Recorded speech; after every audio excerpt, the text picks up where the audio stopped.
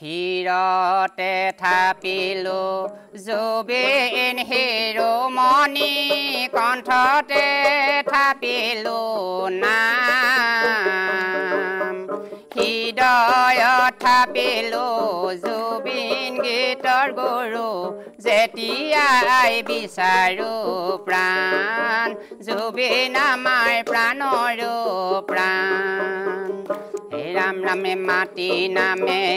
ইলি পেটে নামে কপিল ভনী নাম জংকী আছিল জুবিন আমাৰ প্ৰাণৰো প্ৰাণ ৰাম ৰামে ৭২ চনতে জনম লভিলা ২৫ত বৈকুণ্ঠে গলা ৫২ বছৰে গীতৰ গুৰু হৈ সুতৰ সুৰ পৃথিৱীত থলা অভিনয় মাজতে ৰাম ৰামে মাতিলে জংকী ভনী আগতে বৈকুণ্ঠত গ'ল তাৰৰ পাছে পাছে জুবিন গুৰু গ'ল হেনো বৈকুণ্ঠলৈ চলি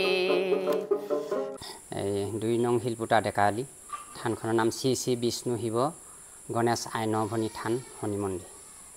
ডেকাআলি আইথানৰ পৰা আমি সদায় তেওঁক এভাগি এই মোৰ ভাগৱতৰ আগতে প্ৰতিকপি লৈ সদায় তেওঁৰ নামত তুতি কৰি আছোঁ কিন্তু তেওঁৰ নামত এটি মোৰ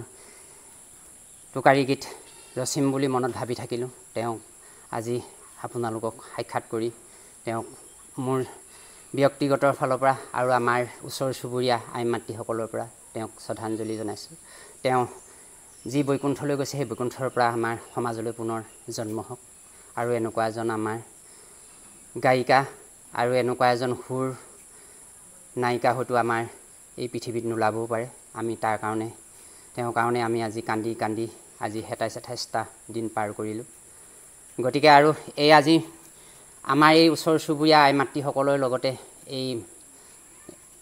টোকাৰী গীতেৰে তেওঁক যি পাৰোঁ শ্ৰদ্ধাঞ্জলি জনাইছোঁ আৰু সেই আত্মা যেন ঘূৰি আহে তেওঁ আত্মা ঘূৰি আহি আমাৰ অসমতে জন্ম লওক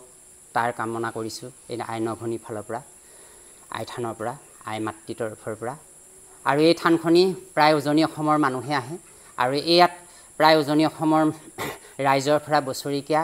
ৰাজহুৱা সভা এটা হয় আমাৰ মাঘ ৫ মাহ ১৯ জানুৱাৰীত পৰিব আমি তাতে ৰাজহুৱাভাৱে তেওঁক শ্ৰদ্ধাঞ্জলি জনাম বুলি ভাবিছোঁ তেওঁ যি হৰিনাম গাইছিলে সেই হৰিনামেৰে মুখৰিত কৰি আমাৰ নাম প্ৰসংগে হৈ আগৰ ৰাজহুৱা সভাৰ লগত সংগতি ৰাখি আমি এই অনুষ্ঠানভাগিও আমি ৫ মাঘত সুন্দৰভাৱে পাতিম বুলি ভাবিছোঁ